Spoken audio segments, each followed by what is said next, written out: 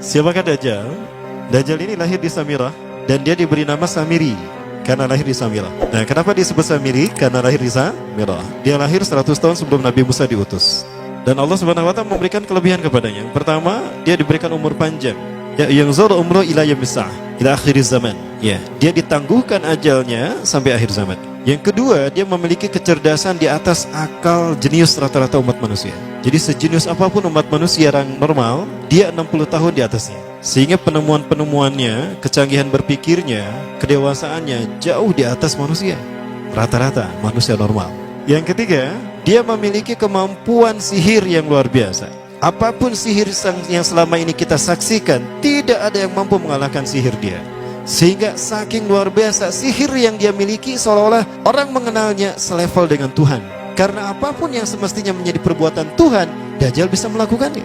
Nah, ini saking hebatnya sihir Dajjal. Nah, nasab kelahirannya adalah nasab yang aneh para Allah. Dia lahir dari termasuk Bani Israel. Bani Israel ini keturunan Nabi Yakub. Yakub itu gelarnya Israel. Keturunannya disebut Bani Israel. Dari Yehuda. Yehuda ini adalah anak laki-laki dari istri pertama Nabi Yakub alaihissalam. Nabi Yakub istrinya 4. Yang pertama bernama Ya'la. Dari Ya'la ini melahirkan 6 orang. Salah satunya bernama Yehuda dan Lewi. Lewi melahirkan Nabi Musa alaihissalam. Yehuda melahirkan bangsa yang kita kenal Yahudi. Salah satunya Yehuda ini melahirkan generasi yang pada akhirnya melahirkan Samiri. Ya, kalau Rahil istri yang kedua, dan ini istri yang paling dicintai oleh Nabi Yakub, melahirkan 2 anak, Bunyamin dan Nabi Yusuf. Nabi Yusuf dan Bunyamin.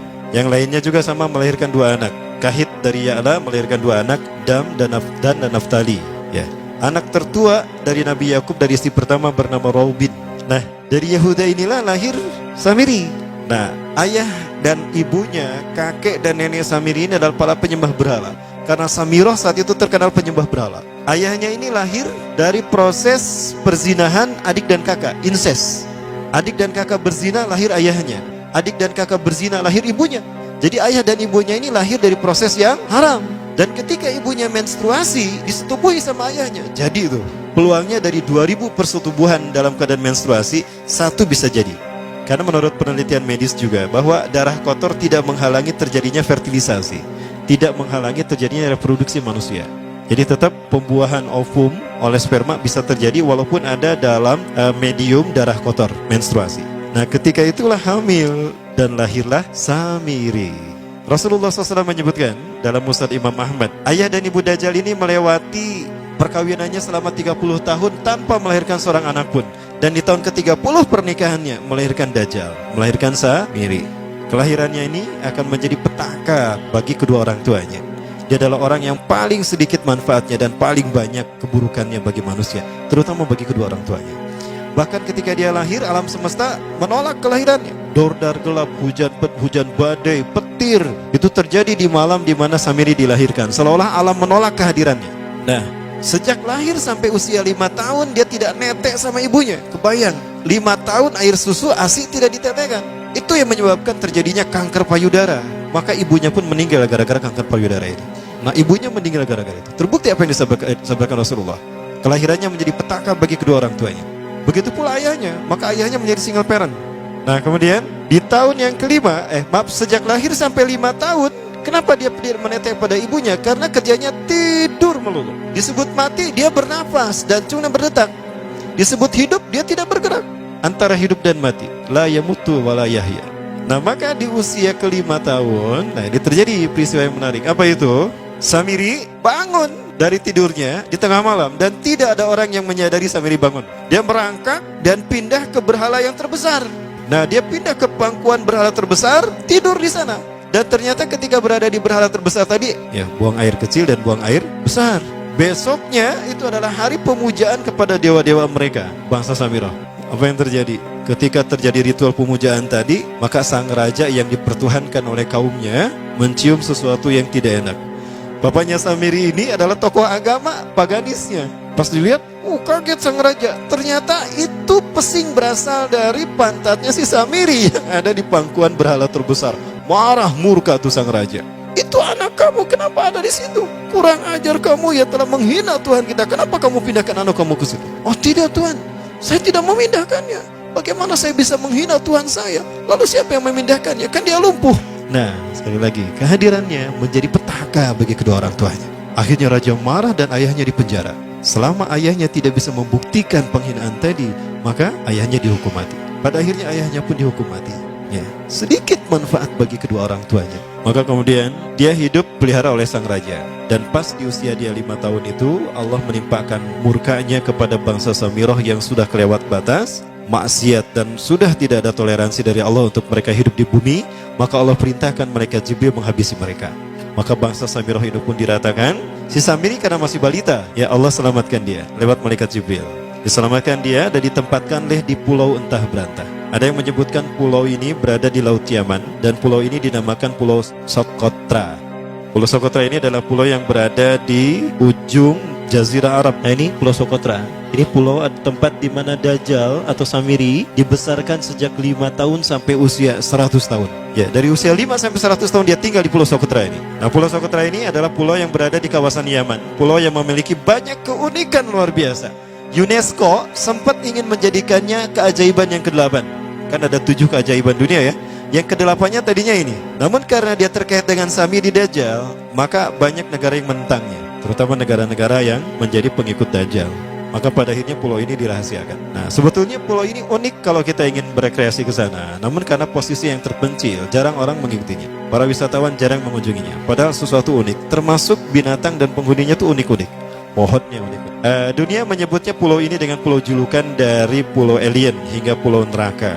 Ada juga yang menyebutkan The Jekyll Island. Pulau Jekyll Island itu bahasa barat, kalau bahasa kitanya Pulau Dajjal. Ya, sama dengan Pulau Sedir ya. Itu juga The Jekyll Island. Nah, Pulau Socotra kaya dengan flora dan fauna yang unik hingga saat ini belum ditemukan di tempat lain. Jadi tidak ada flora dan fauna yang ada di pulau ini yang ada di pulau lain di seluruh dunia.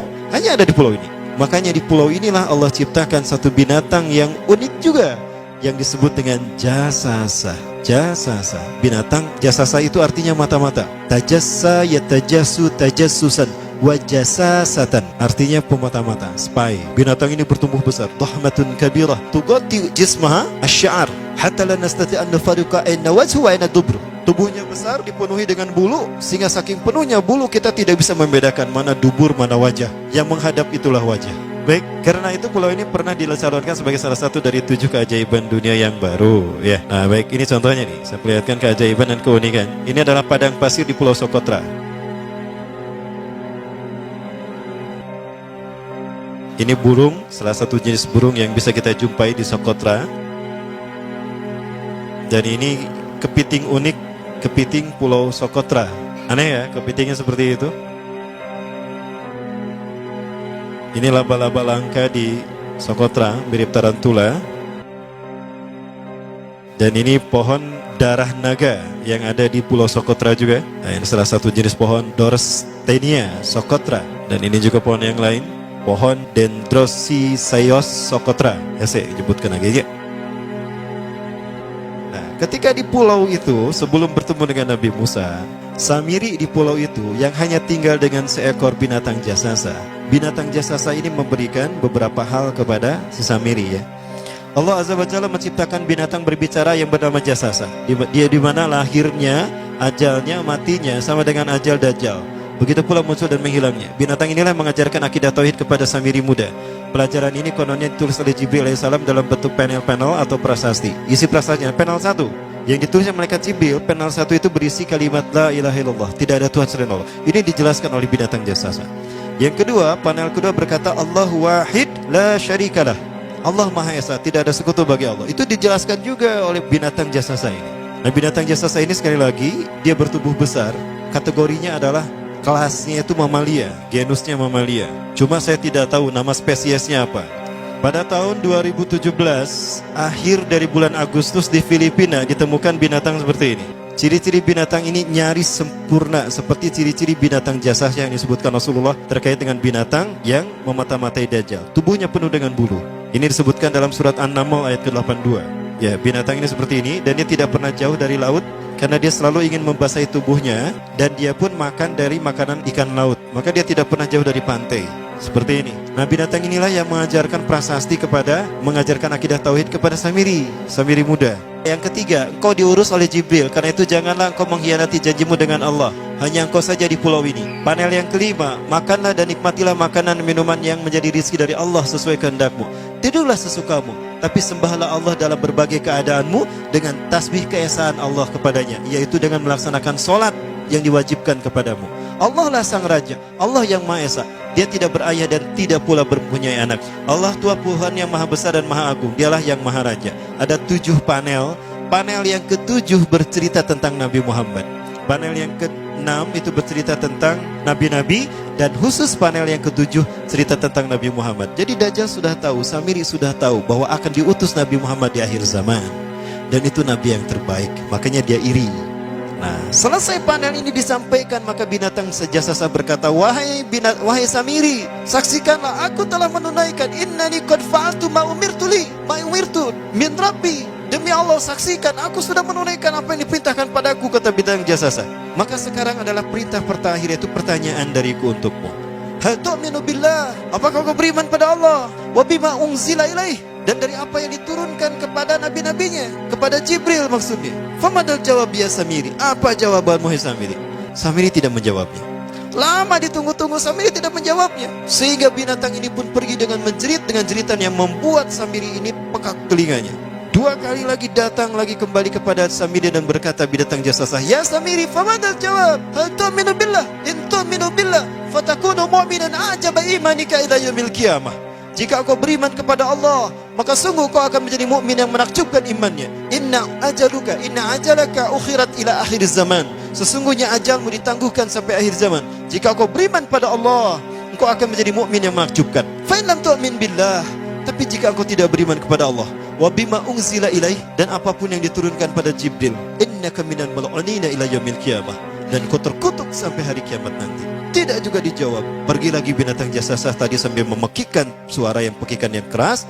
Yang ketiga kali yang terakhir dia bertanya kembali. Dan apa jawaban Samiri? Hei jasasa binatang buruk rupa, lihat di pulau ini tidak ada siapapun kecuali engkau dan aku. Dan yakinilah kalau panel ini bukan tentang Allah yang di langit sana, tapi yang disebut Allah itu saya. Hei jasasa, akulah Allah itu. Oh, dia menjerit dengan jeritan yang makin keras. Sampai si Samiri pun menutup kedua telinganya. Sejak saat itulah binatang itu pergi dan berkata, innaka dajjal, innaka dajjal, innaka dajjal. Engkau adalah pendusta, engkau adalah pendusta, pendusta sampai hilang suaranya. Di saat itulah Samiri mendapatkan gelar Dajjal. Jadi siapa nama asli Dajjal? Samiri. Dajjal artinya Al-Kaza, pendusta, bukan singkatan kali. Baik, nah sejak saat itulah Samiri keluar dari pulau itu dan dia sudah menyandang gelar Dajjal, pendusta, karena dia mengaku Tuhan. Baik, Iwabillah, jangan salah, Dajjal kecerdasan yang mampu melakukan cloning dan mampu melakukan berbagai macam riset dan eksperimen. Hatta eksperimen yang mengilhami film Hook itu Dajjal bisa melakukannya. Bahkan ketika orang membayangkan kendaraan tercanggih itu pesawat terbang, Dajjal sudah mampu membuat piring terbang dengan kecerdasannya. Ya. Rasulullah menyebutkan kendaraan Dajjal itu dia bisa terbang, kata Rasulullah. Dan kecepatan terbangnya 5 km per sekon. 1 detik 5 km. Hanya dengan berkedip-kedip dia berkeliling dunia. Ya. Kecepatan ini diambil dari hadis Rasulullah. Berapa kecepatannya Rasulullah ketika dia terbang di muka bumi? Ya, kendaraan yang dia gunakan itu kecepatan terbangnya seperti awan yang ditiup angin, kata Rasulullah. Dan awan rata-rata ditiup angin itu 5 km per sekon. Dan jarak dari satu telinga ke telinganya, artinya setengah diameter atau diameter kepalanya, keledai yang dia gunakan, Rasul menyebutnya keledai, itu arba'una zira, 40 hasta, 27 meter. Diameternya itu 27 meter. Keledai macam apa yang jarak dari satu telinga ke telinganya 27 meter? Kalau bukan piring terbang. Ini bisa 24 meter kan? 27 meter, bisa tidak? Bisa, dan kecepatannya pun sama. Dan pernah meninggalkan jejak Cop Circle di Yogyakarta. Nah, Cop Circle itu adalah jejak UFO yang menjadi isyarat instruksi bagi para pelaku konspirasi dunia. Siapa? Para kalangan Illuminati.